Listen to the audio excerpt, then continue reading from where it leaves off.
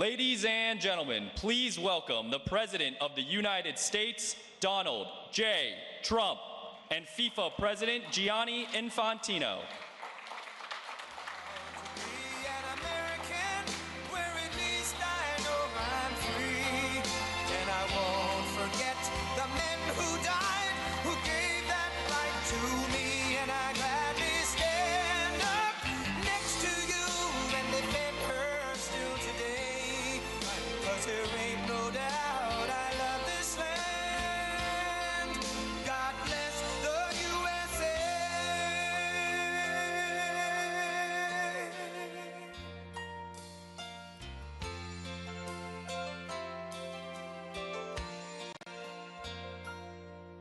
From the lakes of Minnesota to the hills of Tennessee, across the plains of Texas, from sea to shining sea, from Detroit down to Houston and New York to LA, where there's pride in every American heart, and it's time we stand and say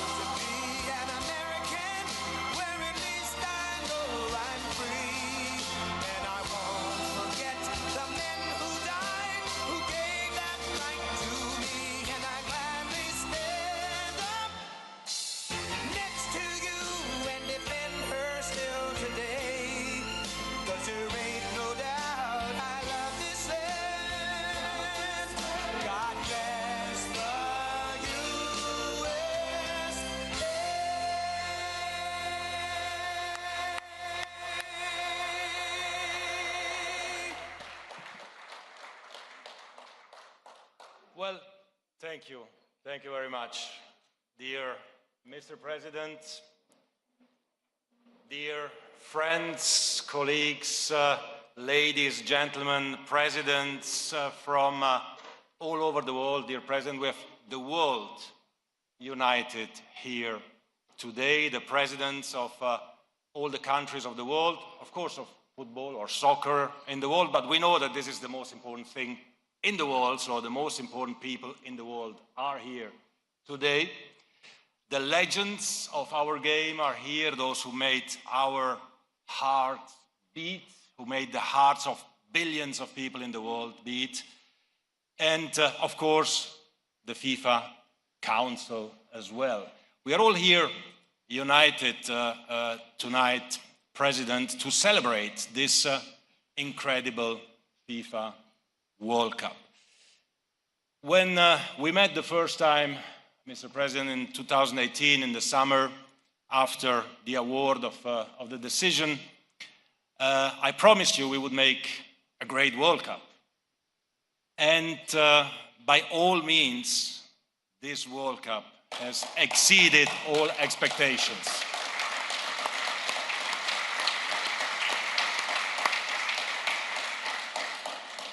Full stadiums, 7 million people in the stadium, tens of millions in the cities in America, in Canada, in Mexico, billions in front of their TV, everyone enjoying the game with happiness, with joy, with peace, and the American dream, Mr. President, came to reality.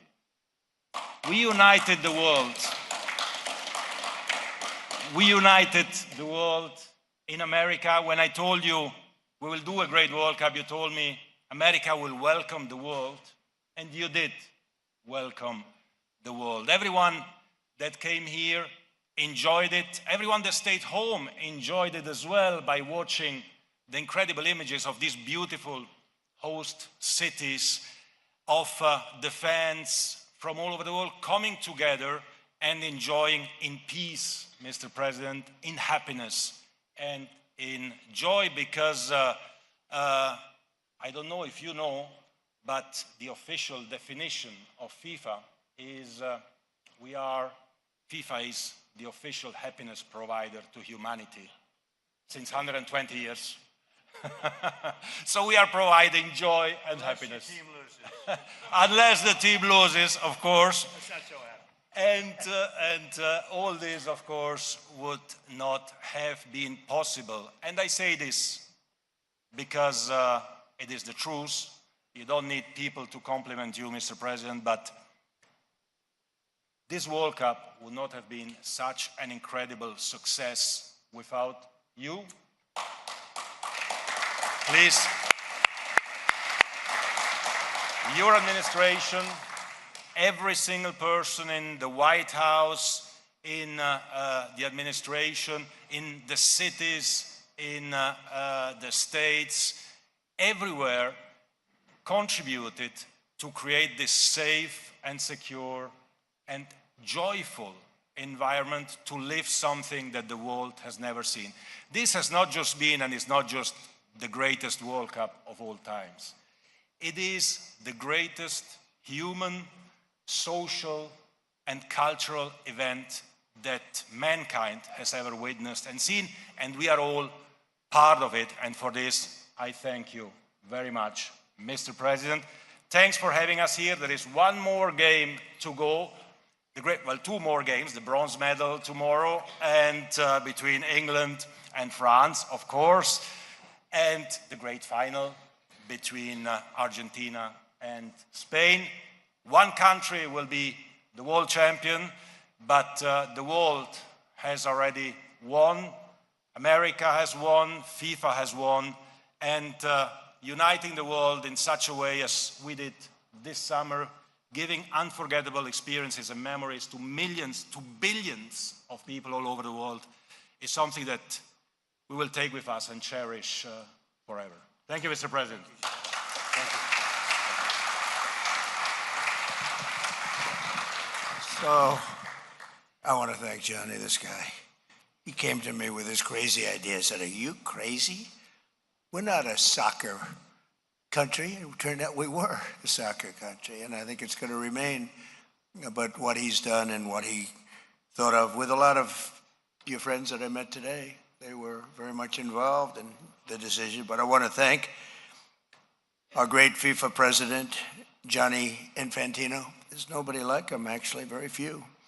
And the entire team at FIFA for their incredible work. I've met so many of them. I see why you were so successful.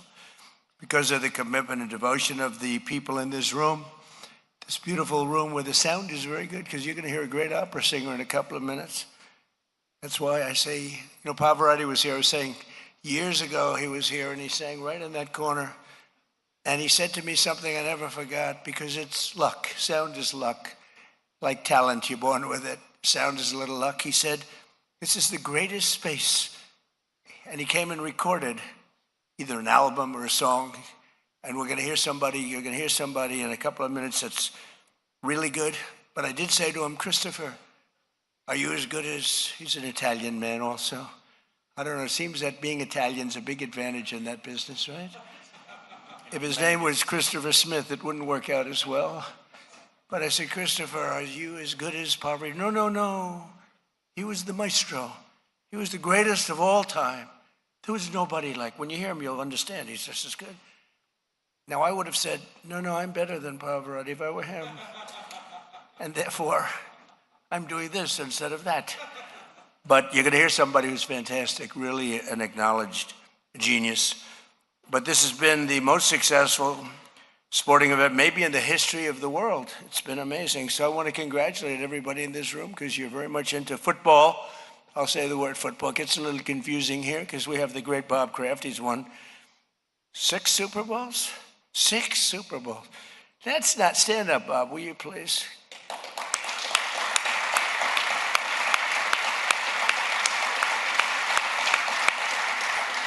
And he also owns a soccer team, which is good, but hasn't been quite as good as the football. Do you agree? Not quite. And you're okay with that. He's okay with that, actually, in this country. Congratulations, Bob. Nice to have you. You've been my friend for a long time. But 8 years ago, all the way back in 2018, it was my honor to help secure the World Cup for North America, and never thinking that it would turn out to be what it's turned out to be. And Johnny said this would happen, but as fate would have it, I'm president. I said, I was supposed to not be here right now. I was supposed to be president for 8 years. The polls showed it, everyone showed it. They rigged the election, and what did I get? I got the World Cup, I got the Olympics, and I brought him here. I tried to take credit for 250 years, but that didn't work out as well. I tried to say I created 250 years. That one didn't work, but I did get the Olympics, and we got this, and I don't know, this might be bigger than the Olympics. Tell me, is it bigger? Much bigger. All right, I'll take his word for it. Much bigger. I'll take his word for it. It's 140. I had a feeling he was going to say that, but Gianni, I want to thank FIFA Secretary General Matthias Grafstrom, as well as FIFA vice presidents and all of those vice presidents and council members, along with the presidents and general secretaries of FIFA member associations, along with some presidents of their countries. Of course, being a president of your country at this particular time isn't really as good as being the president of one of your associations, but you've done an amazing job. In fact, the presidents of the countries are sitting in the back row. You believe this? They're going to be very upset with you. But we also have many famous FIFA legends and all-star players, people that I recognize, being somebody that knows something about sports. I have my children love soccer. My one son, my very tall son, Barron, loves soccer. He's a good soccer player. He may, I don't know, his speed might, I'm little, he's very tall. I don't know. I said, when some guy gets by you from Spain, from Argentina, from France, Barron, what happens? From England, what happens, Barron?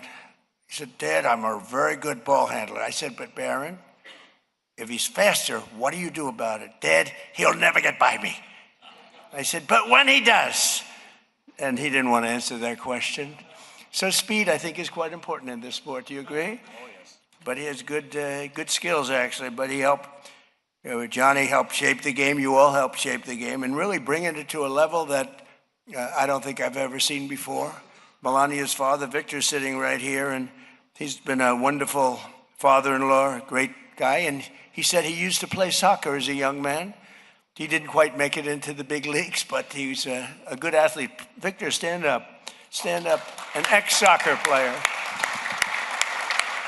But we're gathered tonight, thanks, Victor, but we're gathered tonight. He's going to be at the game along with Melania, along with everybody. I mean, who's not going to be at the game? If we had about 10 million more, we would sell every ticket. This thing is sold out. I've never seen, nobody's seen anything like it. But we're gathered tonight in New York City as we await the final face-off on Sunday between the two amazing teams, Spain and Argentina. I watched that pass that Messi made, and not knowing as much as the people in this room, but I know about sports and I know about a little bit about soccer, but I watched Messi and he was well guarded, right? Well guarded. And all of a sudden he's standing on the right. You understand what I'm talking about? I don't know if anybody, I just noticed it. Nobody talked about it. I just noticed it. I said, he's so well guarded by a great player. And then he moved to the right and the other player was just standing there. And he had plenty of time. He kicked it. It was within, I would say, a quarter of an inch of being perfect. And that was the end of the game. It was brilliant. And these great players, they seem to do that over and over again. They're just born with something extra special. I know that Ronaldo is one of them. I got to know him over the years, and he's a great guy. You have a great player in England who I played golf with. You know that, right? And he is Harry, who's been fantastic. I think they perhaps made a mistake when they made him a defensive player. What do I know about soccer? They took the league and they took their best player and they put him on defense.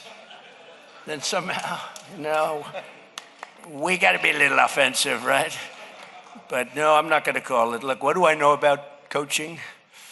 But that was a little unusual. But Harry is a great guy, actually. But we're gathered tonight in New York City as we await the final face-off on Sunday between these two amazing teams. And it's going to be something, I think, really special. This has been a tournament like no other, filled with fierce competition, unforgettable moments, yet unforgettable moments. Like probably the most unforgettable is when they gave that gentleman, is it a red card? And I was forced to call Johnny and just make a recommendation. I said, Johnny, I'd like to make a recommendation. Let the guy in the game. No, I didn't say that. I said, I'd like to wage a complaint. And actually, I had no idea what was going to happen. But, you know, it's so much better the way it worked out because there's no controversy. They won the game, and our team had all of its players. You made another great decision, if you think about it. I know you'll never get credit. You'll never get credit for that. Think of it if he didn't allow him, and they would say, we would have won the game if we had our best players. So Johnny made yet another of his many good decisions. But the spirit and patriotism and the unity that's brought, I think, the whole world together. This has really brought the world together. The 2026 FIFA World Cup has broken almost every record imaginable. This is the largest World Cup in history by far, by many times actually, welcoming 16 additional teams, and I understand you may be making it even larger next time. I suggested that this has been so successful that, and I'm really working these people hard because they really call the shot. They tell Johnny exactly what to do. I say what we should do is you should choose the United States of America again. This time we'll leave Mexico and Canada out. But then what you do is which I was very nice to get them in, but what we do is you choose us, but you pick somebody else for the next one, and that will take some of the anger, hatred, and steam out of everyone. But Johnny also had another idea. He said we could do it China and the United States for next time. We do them China, United States, so you have a nice short flight in between games. You know, the players would love that.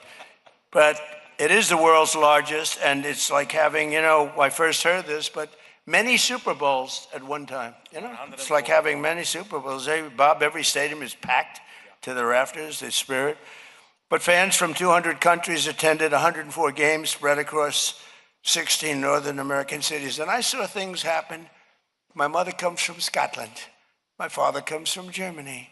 When I saw the Scottish bagpipes and the Scottish, they were going wild. I said, this is really different. And a lot of countries came here not knowing what to think, and they love the United States. In fact, the people that came, they're going to be coming back, maybe permanently, I don't know. They love the United States. We're doing great. We're doing great. It's a golden age of America. We're doing better than we've ever done. We have $19.2 trillion being invested, much more than any country's ever had, invested into our country, factories being built all across the land.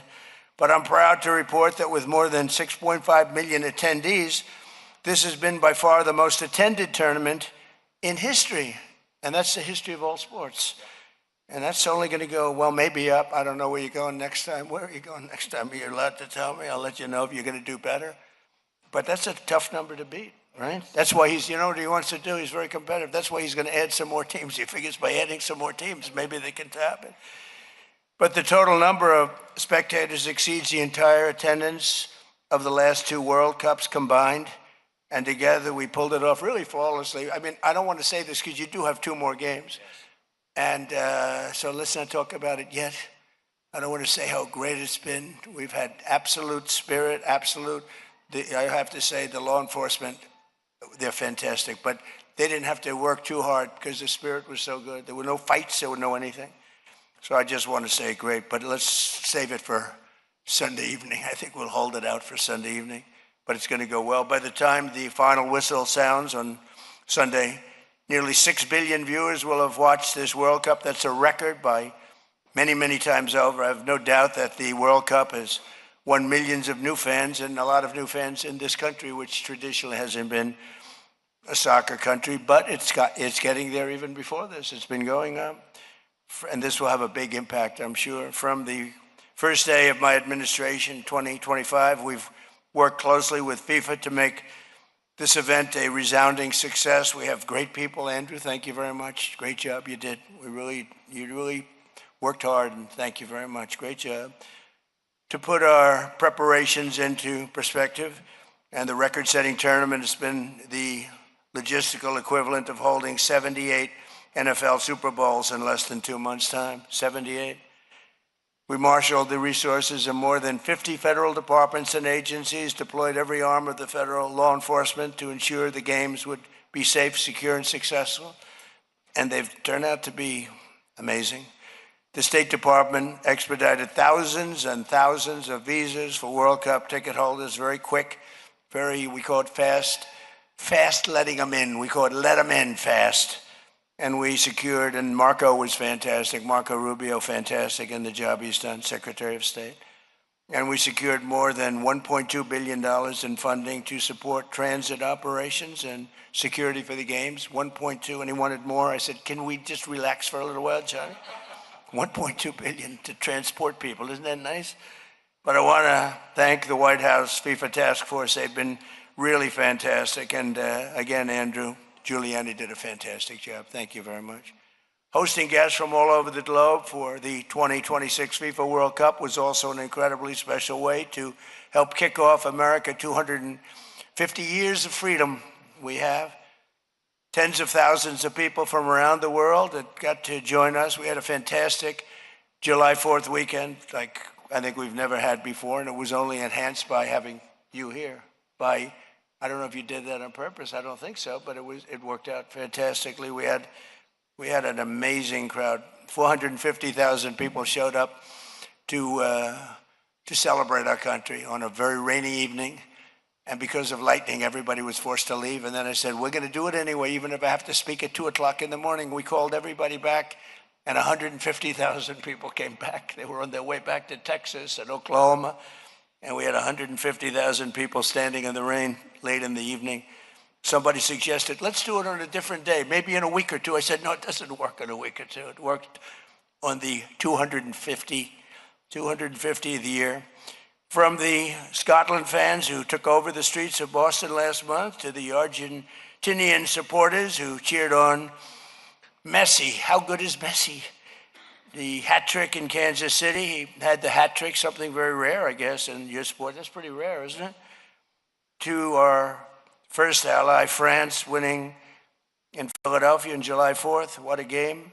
They would seem to be, I mean, it's life in sports, but they seemed to be unbeatable, and then they didn't beat Spain.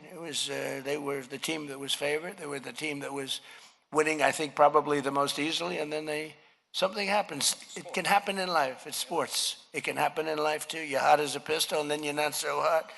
But I wouldn't know about a thing like that. No, it happens in life. You're hot, and then you're not. But you have to always make a comeback, right? You can never give up. But it's been a true honor for Americans to share our magnificent country with the world. And today, America, it's stronger and wealthier and hotter than ever before. And you're a big part of it. Once again, I want to thank Johnny and the incredible people of FIFA. They're incredible people. Got to know some of them during this period of time. I'll get to know some more on Sunday.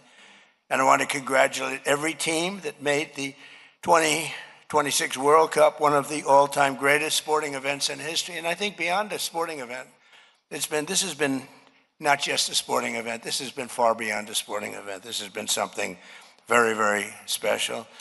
So good luck to Spain and Argentina on Sunday, and may the best team win. And now it's a pleasure. It's really my pleasure to introduce a very talented man, the man that I cannot tell. You know, Luciano was a great friend of mine, Pavarotti, and he was a great singer, and I cannot tell the difference. The only one that tells me he's not as good is Christopher. He says, I'm not as good as him. He was the greatest of all time, as I said. But Christopher Macchio is a great, great talent, a very highly respected person within the world of opera. And you're going to hear a tremendous voice. And again, thank you very much. And Johnny, congratulations on probably the most successful event ever held. Thank you.